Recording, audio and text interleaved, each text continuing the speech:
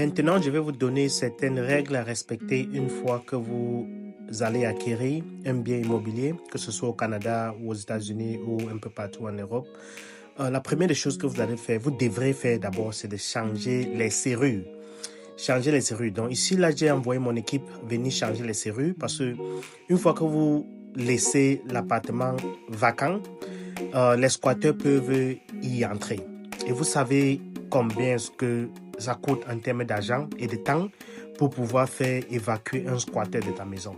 Ici aux États-Unis, c'est un enfer.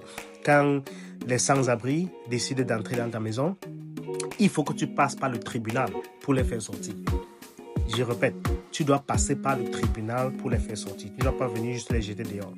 Donc, on a d'abord commencé par changer les serrures derrière la maison. Bon, la serrure s'est dérangée un peu. Donc, on a donc fermé celle-ci qui était la grille principale. Ça, c'est pour l'entrée de derrière. Et celle-ci, la porte même, on va revoir ça après parce que ça dérangeait un peu. Donc, on a décidé de revenir après. Mais la serrure principale a été fermée. Donc, on a décidé de renforcer d'abord ça. Entre-temps, il y avait le gaz qui était en train de sortir. Il y avait le gaz dans la maison au premier niveau. On a fermé, on a résolu ce problème de gaz. Et après, donc, il fallait enlever le signe. Puisque le signe, si c'est l'entreprise, la société immobilière vient l'installer là pour vendre, pour dire que la maison est en vente. Une fois que vous allez acquérir la maison, le bien immobilier, il faut l'enlever. Pourquoi? Pour ne plus donner ce signe-là ou ce message-là aux gens que la propriété est toujours en vente. Parce que tant que le nom n'a pas encore été transféré, c'est-à-dire ici on appelle ça le deed. Tant que le deed n'a pas encore été file à ton nom, c'est-à-dire la maison n'a pas encore été enregistrée en ton nom, quelqu'un peut contrecarrer ce processus-là.